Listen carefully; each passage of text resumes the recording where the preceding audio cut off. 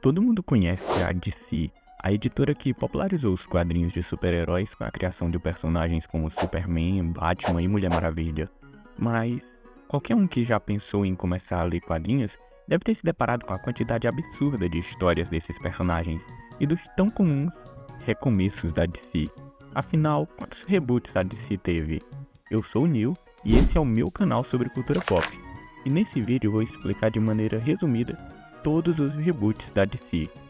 Para isso, você precisa entender que inicialmente, quando o Superman e o Batman foram criados, no fim da década de 30, a ideia de um universo de super-heróis era uma grande novidade, e a DC estava desbravando esse conceito, inclusive criando a primeira equipe de super-heróis nos quadrinhos, com a Sociedade da Justiça, que tinha na sua equipe diversos nomes conhecidos, como o Flash, que naquela época era o Jay Garrick, o Lanterna Verde de poderes mágicos Alan Scott, o Gavião Negro Carter Hall, o Sandman Wesley Dodds e diversos outros personagens.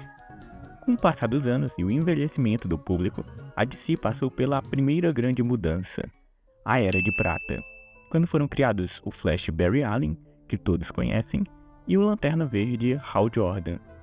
Houve também o surgimento da Liga da Justiça. Assim, os personagens antigos passaram então a morar na Terra 2, enquanto esses novos heróis viviam na Terra 1, e o conceito de multiverso começava a aparecer nos quadrinhos.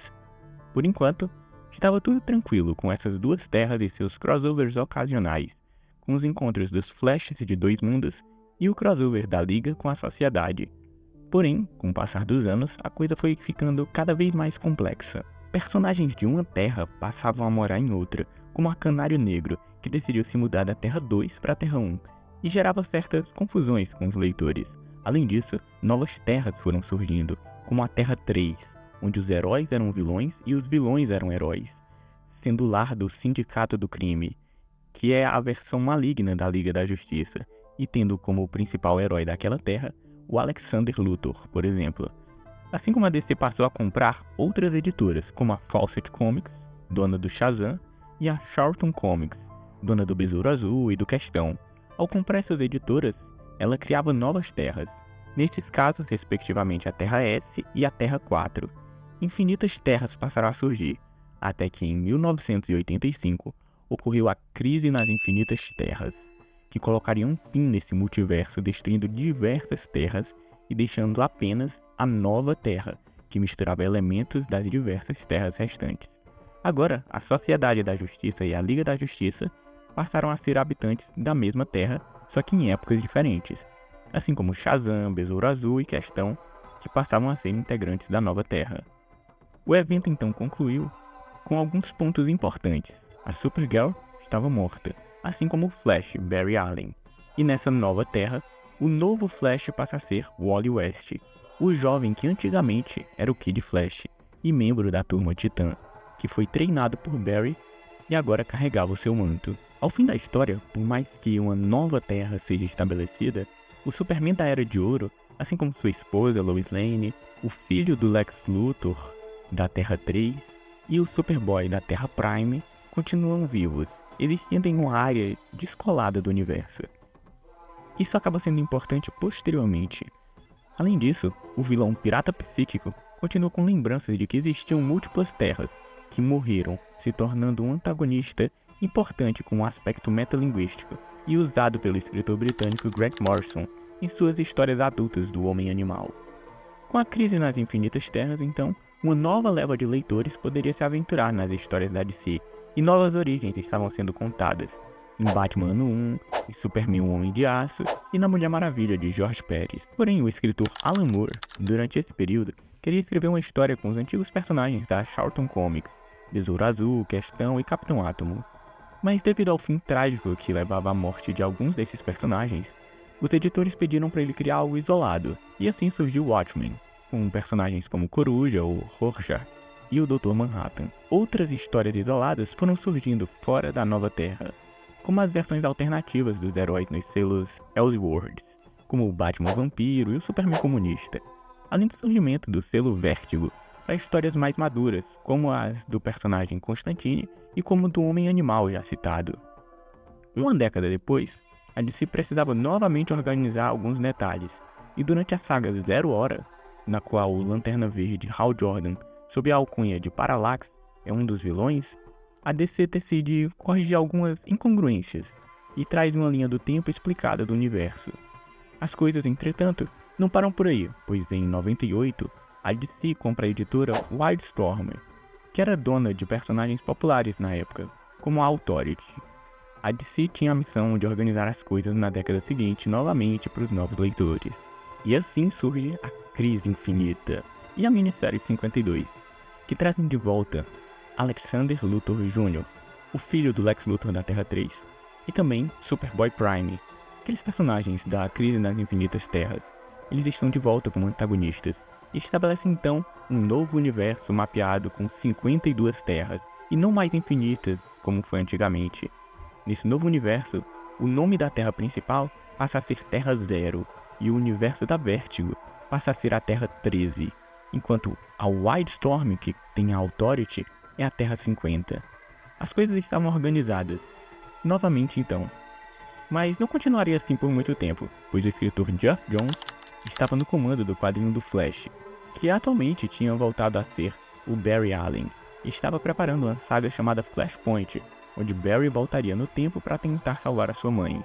Os editores da DC, sabendo que reiniciar as numerações dos quadrinhos aumentavam as vendas, decidiram usar o Flashpoint como o início de uma nova era. Então, quando Barry Allen volta, um novo universo surge, e agora passa a ter o nome de Novos 52, com personagens da Vértigo e da Wildstorm integrados na Terra Zero. Ou seja, agora existiria uma Liga da Justiça Dark com Constantine, e os personagens de Authority estariam no mesmo universo da Liga da Justiça. E assim, aquelas 52 terras originais passam a ser reformuladas para Novas 52 Terras. E em uma das sagas dos Novos 52, intitulada de Convergência, a DC decidiu trazer de volta as terras de antes da Crise nas Infinitas Terras, e o Superman que havia sido estabelecido no Homem de Aço, tornando a continuidade ainda mais confusa, com 2 Superman nesse universo, o dos Novos 52 e o anterior. Os Novos 52 tiveram uma péssima recepção e foram considerados confusos, já que alguns títulos foram zerados para contar novas origens, como Aquaman, Shazam e Mulher Maravilha, enquanto outros, como Lanterna Verde e Batman, tinham elementos anteriores ao Novos 52 valendo. Nem tudo foi ruim, mas foi um péssimo planejamento que levou a uma tentativa da DC de recuperar alguns elementos que os fãs sentiam falta, levando então ao surgimento do Renascimento. Nesse momento, o Flash Wally West voltou a integrar o cânone da DC, e houve a promessa do retorno da Sociedade da Justiça para esse cânone. Essa promessa é concretizada em Doomsday Clock, uma minissérie que traz a visão realista de Watchmen em contraste com o universo de DC, explicando que durante o período que Barry Allen alterou a linha do tempo em Flashpoint, o Dr. Manhattan se interessou pelo universo DC e aproveitou para modificar a cronologia. Nessa minissérie é estabelecido o conceito de metaverso, que todos os universos alternativos da DC são moldados à imagem de um universo principal. O universo que acompanhamos que é moldado pelo otimismo do Superman.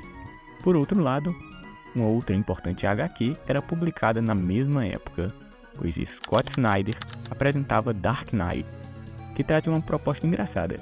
Por trás do mapa das 52 terras conhecidas do multiverso, havia um multiverso sombrio, com terras que seguiriam caminhos obscuros, como aquela que dá origem ao Batman que ri.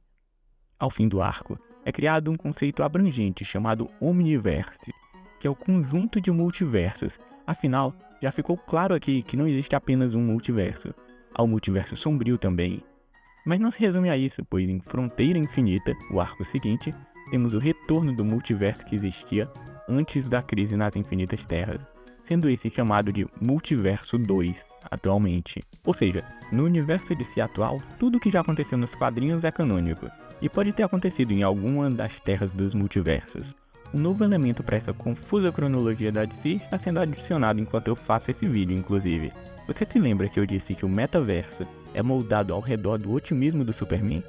Pois bem, recentemente fomos apresentados a um universo que é moldado pela energia do Darkseid, e esse novo universo é o Universo Absolute. Quando tivermos mais notícias sobre ele, posso fazer um vídeo comentando mais sobre suas diferenças para o universo tradicional. Mas por enquanto, que tal sair um pouco das tramas multiversais e conhecer mais sobre o melhor quadrinho do Batman, sem o Batman, nesse outro vídeo.